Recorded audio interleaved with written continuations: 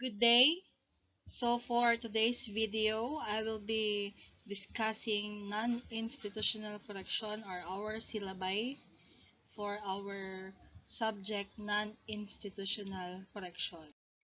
So the course description is the course will primarily focus on the different forms, types, or kinds of non-institutional correction, community-based correction, or the so-called non-confinement corrections. It includes the different methods, forms, types, or kinds of clemency, the processes of the grant, revocation, cancellation, or disqualification of the party concerned as provided in the law, rules, guidelines, or manual. So for non-institutional correction, the concern here is that the service of sentence wherein the person that is convicted by final judgment, he needs to serve his sentence outside or in the community. He doesn't need to go to the prison. So that is just one of the example of the non-institutional correction. So for Prelim, we will be discussing 3 chapters. We have Introduction to Community-Based Correction Program. Chapter 2 is Executive Clemency. Chapter 3 is Legal Basis of Total and Partial Extinction of Criminal Liability.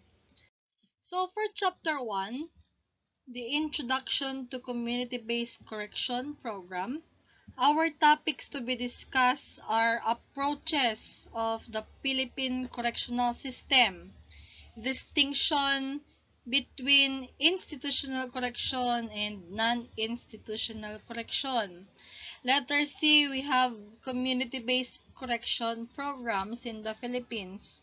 The advantages of community-based correction, the role of community correction in the criminal justice system, and the basic principles underlying the philosophy of community-based correction program.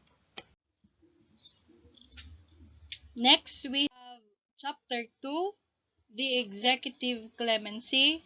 So for this chapter, we will be discussing the definition of executive clemency, what is the constitutional basis of executive clemency, who will be the one to grant executive clemency, why it is extended, what are the factors to be considered in petition for executive clemency, and also the process or procedure in filing of petition. Also, the contents of petitions, referral of petition for executive clemency or parole to other government agencies. We have also prisoners who are not eligible or disqualified for executive clemency and the transmittal of carpeta or the prison record. And we have the legal basis of total and partial extinction of criminal liability. Letter A, we have the causes of total extinction of criminal liability under Article 89 of the RPC or the Revised Penal Code. And letter B, the causes of partial extinction of criminal liability under Article 94 of the Revised Penal Code. So, also with the executive clemency, we will be discussing what are the different forms of executive clemency.